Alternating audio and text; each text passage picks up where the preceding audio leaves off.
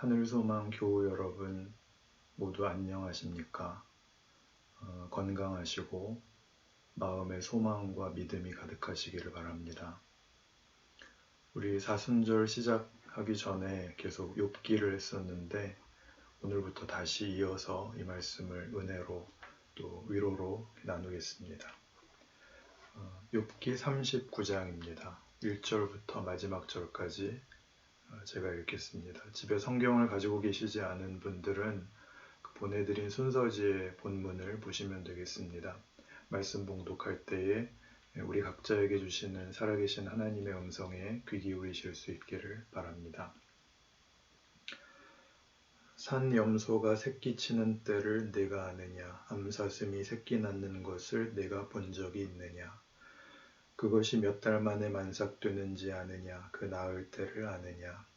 그것들은 몸을 구부리고 새끼를 낳으니 그 괴로움이 지나가고 그 새끼는 강하여져서 빈들에서 크다가 나간 후에는 다시 돌아오지 아니하느니라.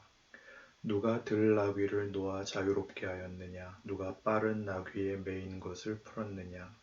내가 들을 그것의 집으로 소금 땅을 그것이 사는 처소로 삼았느니라.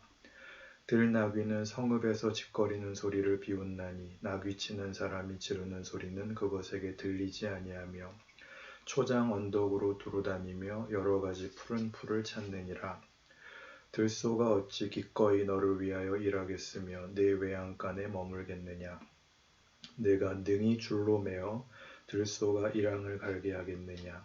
그것이 어찌 골짜기에서 너를 따라 썰애를 끌겠느냐. 그것이 힘이 세다고 내가 그것을 의지하겠느냐. 내 수고를 그것에게 맡기겠느냐. 그것이 내 곡식을 집으로 실어오며 내 타작마당의 곡식 모으기를 그것에게 의탁하겠느냐. 타조는 즐거이 날개를 치나 학의 깃털과 날개 같겠느냐. 그것이 알을 땅에 버려두어 흙에서 더워지게 하고 발에 깨어질 것이나 들짐승에게 밟힐 것을 생각하지 아니하고 그 새끼에게 모질게 대함이 제 새끼가 아닌 것처럼 하며 그 고생한 것이 헛되게 될지라도 두려워하지 아니하나니 이는 하나님이 지혜를 베풀지 아니하셨고 총명을 주지 아니함이라. 그러나 그것이 몸을 떨쳐 뛰어갈 때에는 말과 그 위에 탄 자를 우습게 여기느니라. 말의 힘을 내가 주었느냐? 그 목에 흩날리는 갈기를 내가 입혔느냐? 내가 그것으로 메뚜기처럼 뛰게 하였느냐? 그 위험스러운 콧소리가 두려우니라.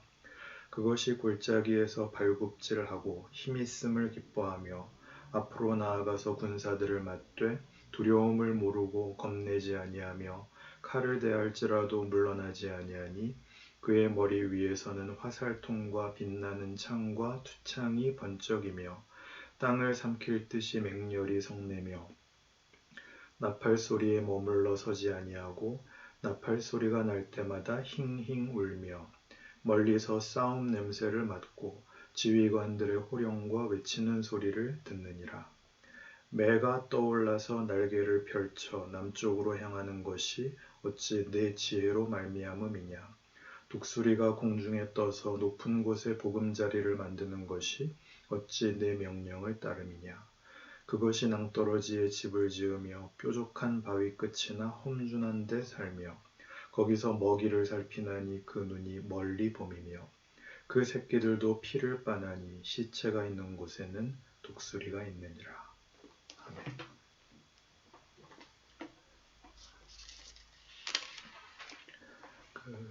그동안 욥이 겪어온 고난과 새 친구와의 논쟁에 대하여 38장부터 드디어 하나님이 등장하셔서 답을 하시는 장면이 계속 이어지고 있습니다. 그런데 하나님의 답은 의외로 매우 뜻밖이어서 무슨 뜻인지 잘 모르겠는 말씀을 하십니다. 38장에서는 땅과 하늘, 우주의 전체 영역이 하나님의 통치 아래에 있다는 것을 말씀하시며 38장 22절부터 눈, 우박, 홍수, 비 이런 자연현상들이 등장했었습니다. 그리고 오늘 39장에서는 방금 보셨듯이 들나귀, 들소, 산염소, 말, 매, 독수리가 등장합니다. 하나님은 왜 이런 얘기를 하실까요? 지금까지 욥기를 쭉 보면서 우리는 나중에 하나님이 등장하시면 욥과 친구들의 그 지루하고 긴 논쟁을 종식시키고 잘하고 못한 점을 나누어 욥을 칭찬하시고 욥의 친구들에게는 너희들 그러는 거 아니다, 이렇게 책망하시는 것으로 말하자면 명확한 답을 보여주실 것이라고 기대했습니다. 그러나 욥기 38장부터 40장에 걸쳐서 나오는 이런 이야기들은 사실은 우리의 기대와는 좀 다르고 하나님이 전혀 다른 이야기를 하시는 것처럼 보이기까지 합니다. 이해를 위해서 이사야 55장의 도움을 받아야겠습니다. 구약성경 이사야 55장을 제가 좀 읽겠습니다.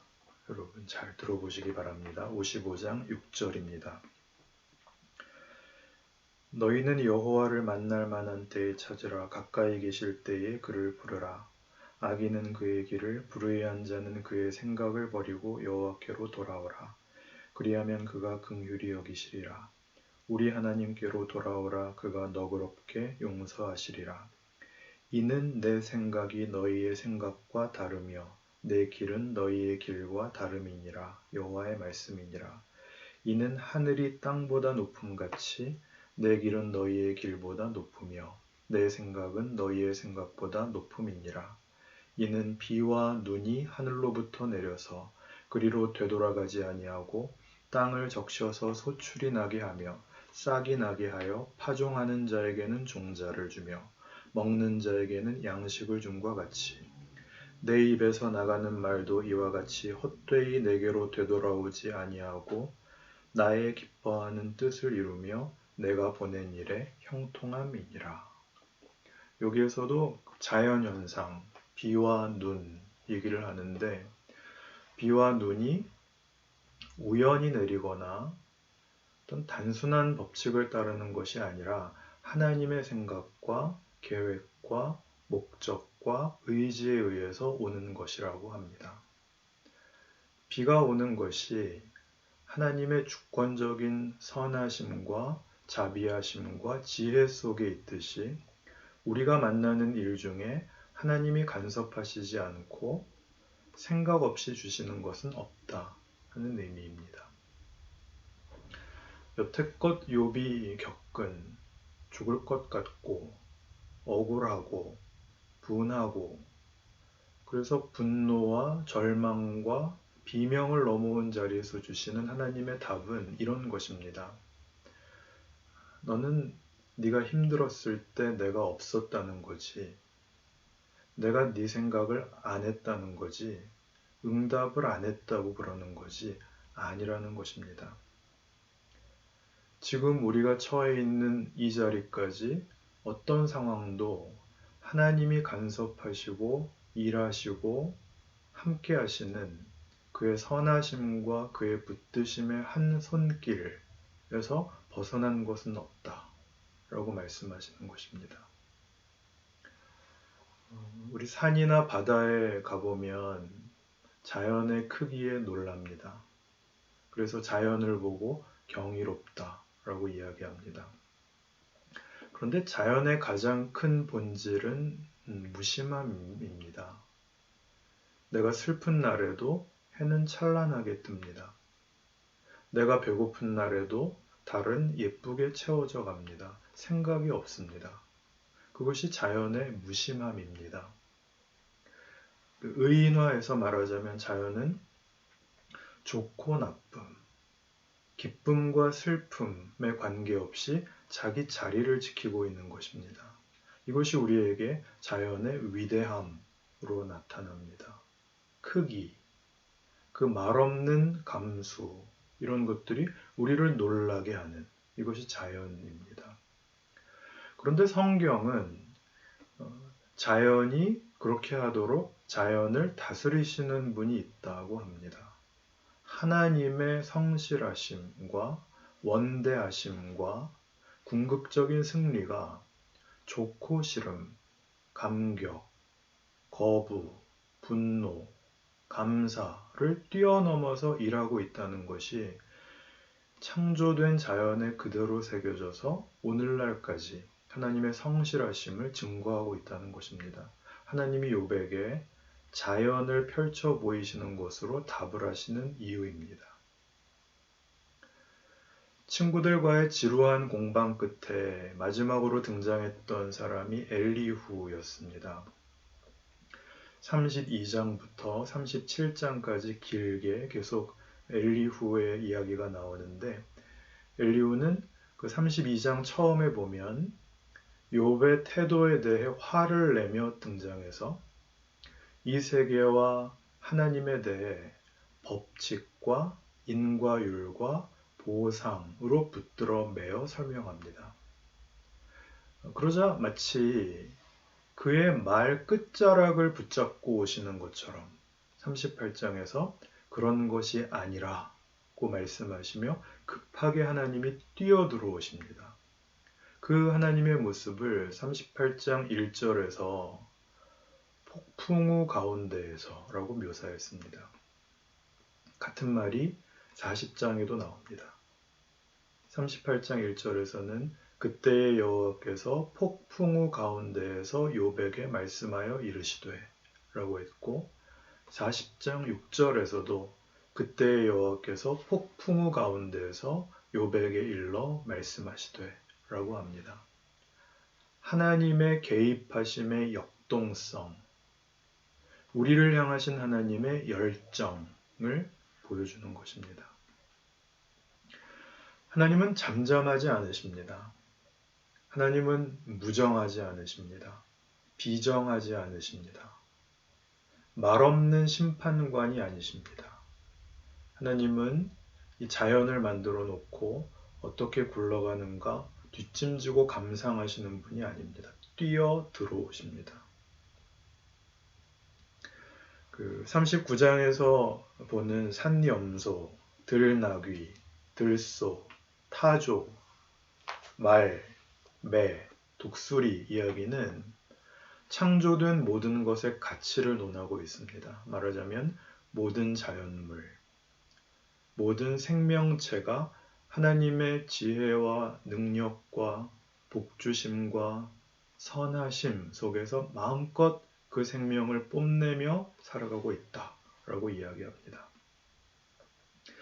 하나님은 왜 이런 것들을 욥의 그 지난한 질문에 대한 답으로 이런 것들을 제시하실까요? 우리는 하나님이 이 얘기를 하실 때 욥을 어떻게 대우하고 계시는가에 주목할 필요가 있습니다. 그 창세기 1장을 보면 하나님이 인간을 창조하실 때 인간에게 목적을 주시고 약속을 주시고 책임을 부여하십니다. 그냥 심심해서 인간을 만드시는 것이 아니고 하나님의 모양대로 남자와 여자를 창조하시고 복을 주시며 생육하고 번성하여 땅에 충만하라, 땅을 정복하라, 모든 생물을 다스리라 하시죠. 하나님이 욥에게 나타나셔서 답을 주실 때 욥은 마치 창세기 1장에서의 아담, 하와와 동일한 자리, 즉 하나님의 동반자로 서 있습니다. 그래서 욥기 38장 4절에 나오는 말씀, 내가 땅에 기초를 놓을 때에 내가 어디 있었느냐, 내가 깨달아 알았거든 말할지니라 라는 말씀은 그것 봐, 너 모르잖아. 너와 나의 간격이 이만큼 크니라 라는 것이 아니라고 했습니다. 너는 알아야 한다 라는 이야기입니다. 왜 알아야 할까요? 폭풍우 가운데서 나타나신 하나님이 욥을 이렇게 불렀기 때문입니다. 욥기 38장 3절이죠. 너는 대장부처럼 허리를 묶고 내가 네게 묻는 것을 대답할지니라. 무슨 얘기인가 하면 너는 다른 존재와 다르다. 그 얘기예요. 이 얘기를 우리는 신약 성경을 알고 있으니까 예수 그리스도 안에서 나타난 증언과 계시로 보면 이런 얘기가 됩니다. 너는 내 자식이다. 너는 다르다. 너는 내가 만들어 놓은 모든 창조물들 앞에 신의 대리자로, 청지기로 살도록 되어 있다. 너 하나 먹고 사는 것이 전부인 인생이라고 이야기하지 마라. 고통을 면하는 것이 전부인 것처럼 이야기하지 마라. 라고 말씀하시면서 등장하십니다. 우리는 이런 것이 싫습니다. 예수 믿고 신앙이 깊어지면 짐도 같이 커집니다. 교회 봉사뿐만이 아니라 신앙인답게 살아야 된다는 것이죠. 알면 알수록 신앙은 부담스럽습니다. 그냥 주일 되면 교회나 열심히 나오고, 그래서 복 받고, 남보다 잘 벌어서 형통하고, 남보다 우월한 형편에 가서 헌금도 많이 하고, 그냥 그 정도에서 멈추면 좋겠다라고 생각을 합니다. 어떡하죠? 그렇게는 안 하시겠답니다. 코로나19 31번 확진자였나요? 하여간 그 신천지로 인해서 감염이 막 무섭게 확산될 때 이만희 씨가 전국의 신천지 교인들에게 보내는 편지를 통해서 이렇게 말씀하셨답니다. 이번 코로나 사태가 신천지가 급성장됨을 보고 저지하려고 하는 마귀의 짓이다.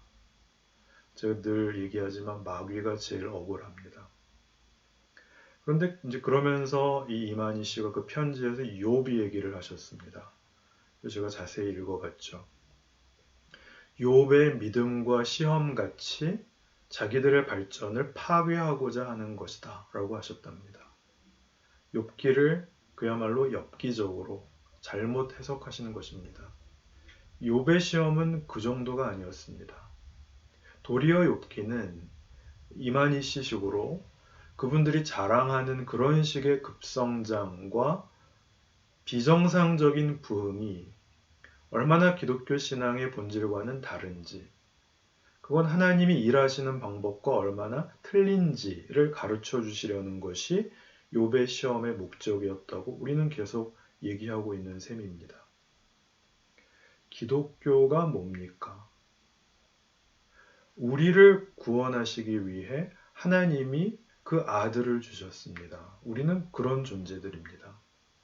그러니 급성장, 획기적인 무슨 부흥, 몇십만이 모여서 마치 마약에 취한 사람들처럼 세상 속에서 오늘 나에게 주어진 과제는 망각한 채 박수치며 찬송하며 뭘 수료해서 14만 4천 명 안에 들자. 그렇게 쉽게는 못 갑니다. 하나님의 역사 속에서 그런 식으로 자기 시대의 감당해야 할 책임을 면제받은 사람은 없습니다. 자기 시대의 도전 앞에서 신자는 예수를 믿는다는 대답을 해야 됩니다. 마치 하나님이 모든 창조물에 대하여 책임있게 주인 노릇을 하시듯이 우리에게도 그렇게 하라고 하십니다. 많이 모여서 군중 심리에 취해서 세게 기도하고 뭉클하고 눈물 흘리고 각오하고 그러면 끝나는 것이 아니라 우리의 시대를, 우리의 시간과 공간 속에 있는 우리의 자리를 살아서 책임지라 하십니다. 하나님이 모든 창조물의 주인으로서 우리를 통하여 당신의 영광을 나타내시며 당신의 일을 하시겠다고. 그러니 우리에게 하나님의 자녀로 하루하루를 살아가라 라고 하십니다. 나에게 주어진 일들을 외면하지 말라 라고 하시는 것이죠. 보잘것없는 나 그러시면 안 됩니다.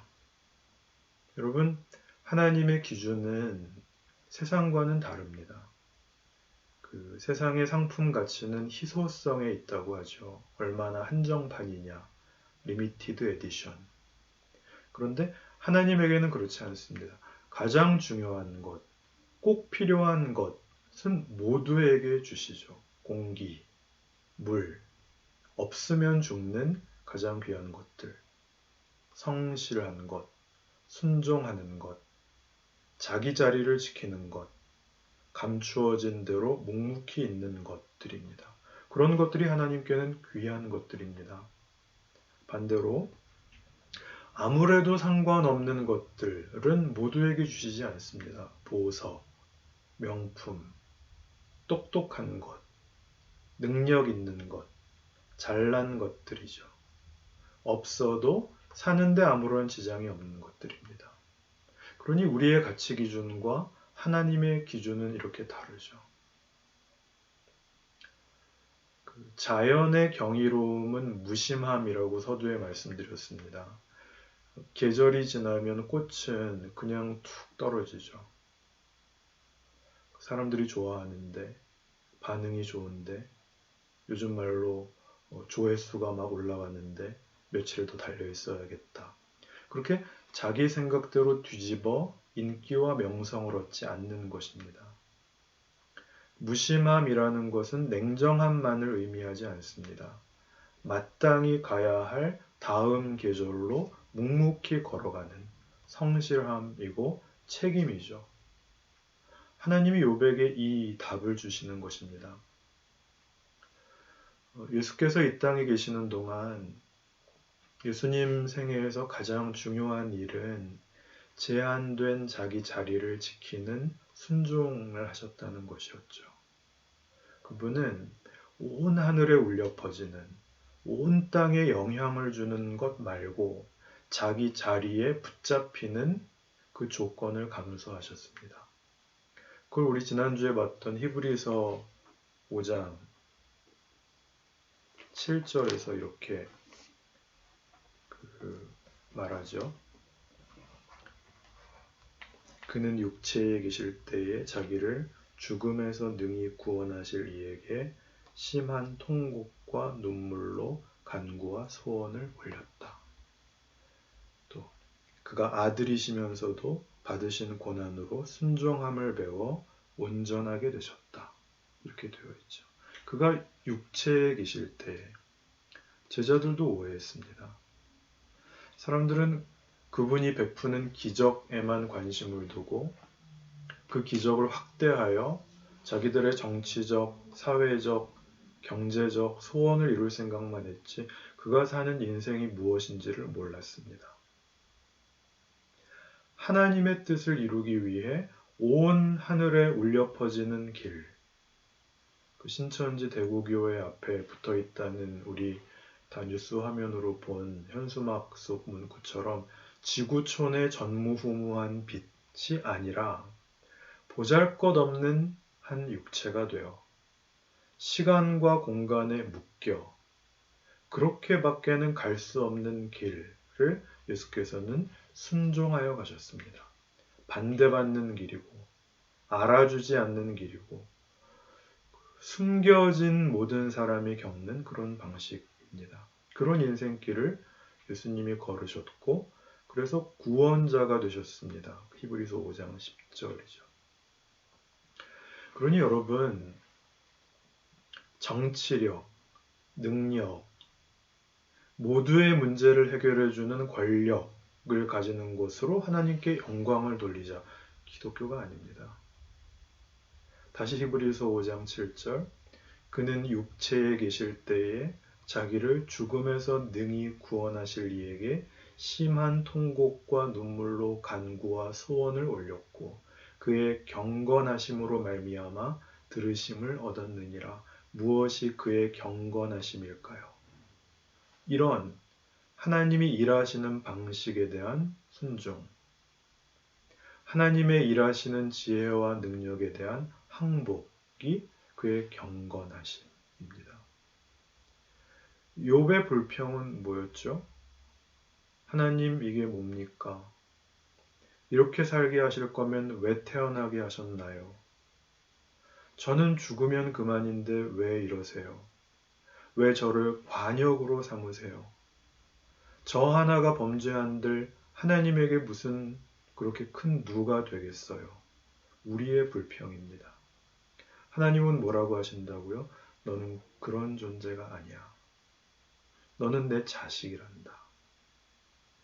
그 집 나간 아들 비유에 나오는 표현을 제가 멋대로 좀 갖다 붙이자면 얘야, 내 것이 다 내 것 아니냐. 이런 하나님의 답변은 역시 우리 마음에 안 듭니다. 그러나 살면서 우리는 알게 되죠. 하나님이 타협하시는 인생은 없다. 하나님은 우리로 하여금 대강 살도록 놔두시지 않는다.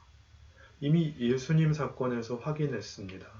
겟세마네 동산에서 나의 원대로 마옵시고 아버지의 원대로 하옵소서 기도하시죠. 그랬더니 하나님이 그래, 너 참 기도 잘한다. 네 마음이 크도다. 십자가 지지 마라. 그렇게 기도 응답을 받아서 문제를 해결하셨나요? 아니잖아요. 십자가에 달아 죽이시죠. 나의 하나님, 어찌하여 나를 버리셨나이까?